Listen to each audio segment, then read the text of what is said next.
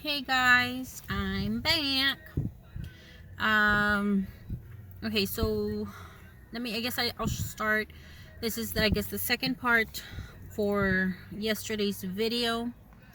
Um Yesterday I was talking about how we as parents we need to learn how to kind of just stop talking when our kids are trying to talk to us. And stop overreacting to everything that our kids are telling us.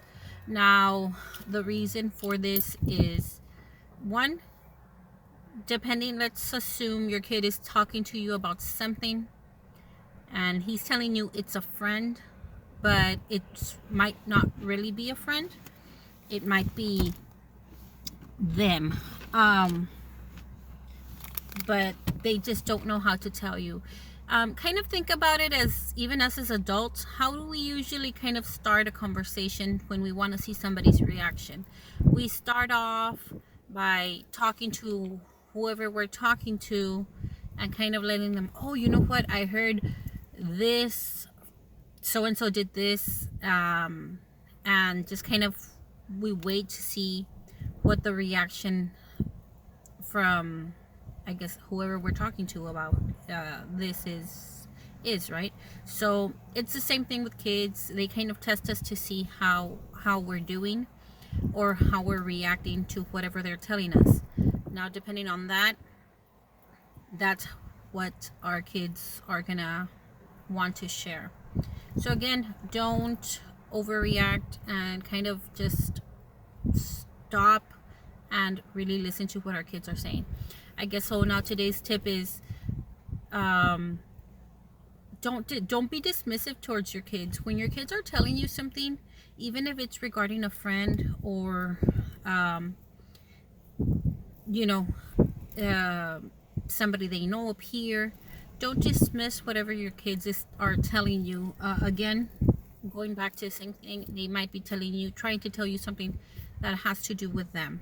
So don't be dismissive. Don't, ay, estás loco, or ay, estás chiflado. I get it all the time from parents. Es que está chiflado, or es que no tiene por qué sentirse así. Again, think about when we feel a certain way. Should we be feeling that way? Sometimes we don't know why we're feeling a certain way and we're just feeling some type of way. So don't be dismissive with your kids.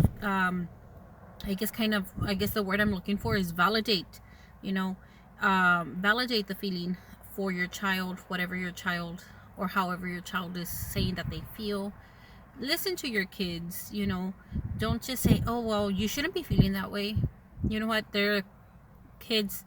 We need to let them express their feelings, their emotions, and we need to teach them how to do that. Again, that starts at home. If we're always telling them they're chiflados or they're crazy or they're just being drama queens, then we're not teaching our kids to express themselves properly.